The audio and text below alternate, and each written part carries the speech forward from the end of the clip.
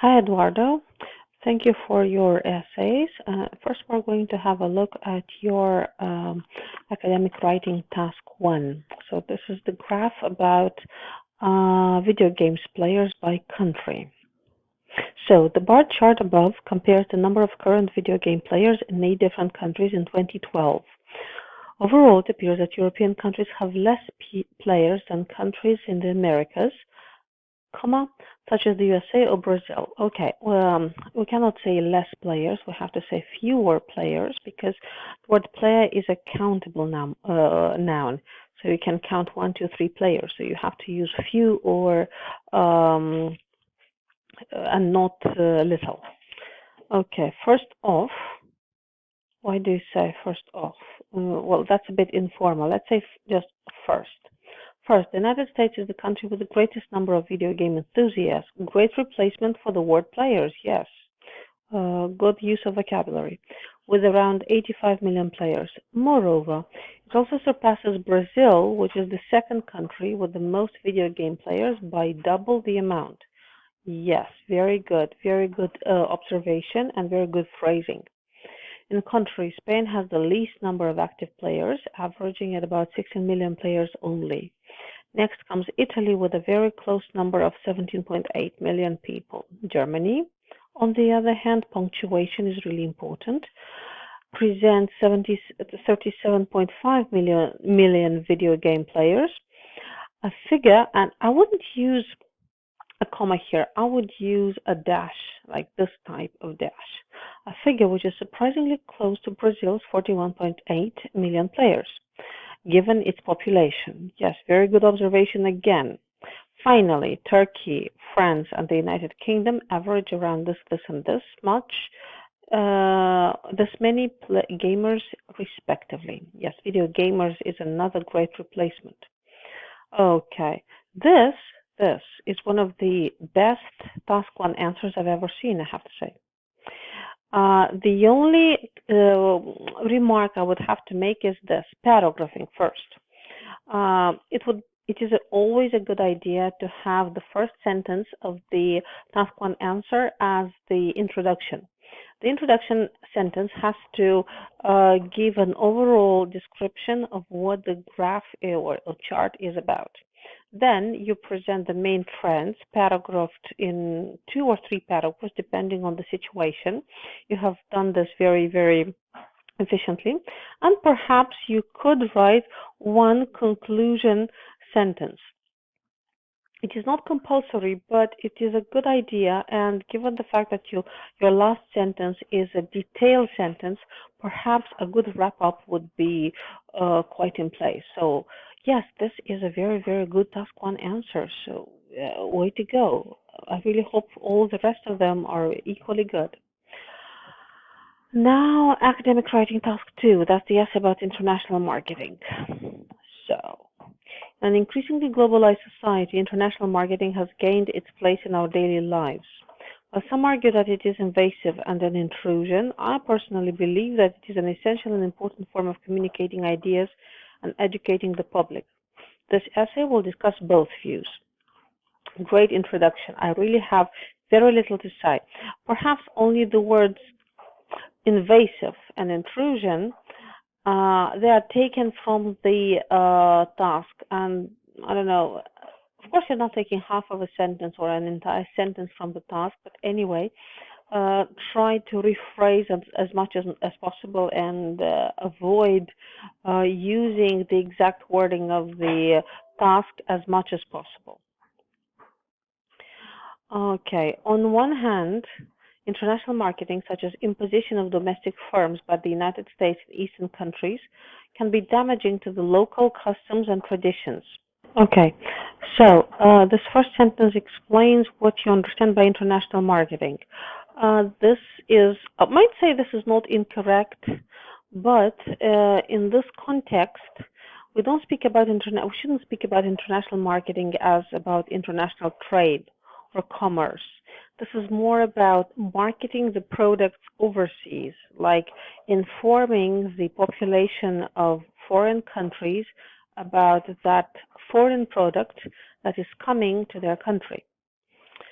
Japan in the past decades, for example, okay, we need punctuation here, has undergone numerous economic changes by adopting Western customs. By this mean, Japan's culture has become more westernized and some of its core values may be threatened of disappearing, by disappearing, not of. With this example, it is clear that a globalized marketing may put one's culture, I would say a culture, or a nation's culture, into danger, and thus is regarded as invasive. Okay. You could say, and thus it is obvious why it is regarded as invasive. So to add a bit more explanation. Okay. You know, this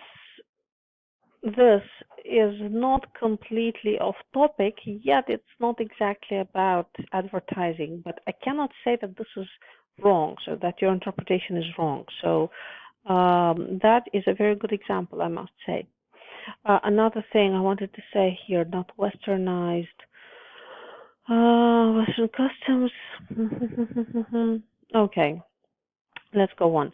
On the other hand, international marketing is a source of competition for the domestic firms. By competing with overseas firms, perhaps a synonym would be in place because the words firms are too close to each other. Local producers are forced to improve productivity and quality in order to remain relevant in the market or on the market. Hence, competition functions as a boost for economic growth and development. Furthermore, international marketing works as a means for the spread of new technologies, scientific developments, and culture, since communication between global markets is made easier. This paragraph, more than the previous one, which is, let's say, more generalized, it goes even further from the interpretation of international marketing as not establishing of a market overseas, but more of an international trade. This topic is supposed to be interpreted in the context of informing, advertising, and that's why it is educational and spreading ideas, language, and culture. It's not about the goods, it's about the message. So that's why advertising should be more of a focus, or at least information. So the focus of this paragraph is international trade, which is absolutely well developed. This paragraph is absolutely well written, argued, and supported with examples, but it kind of goes astray from the main topic. In conclusion, marketing interactions between overseas industries and companies may pose a minor intervention. I don't think intervention will collocate with pose.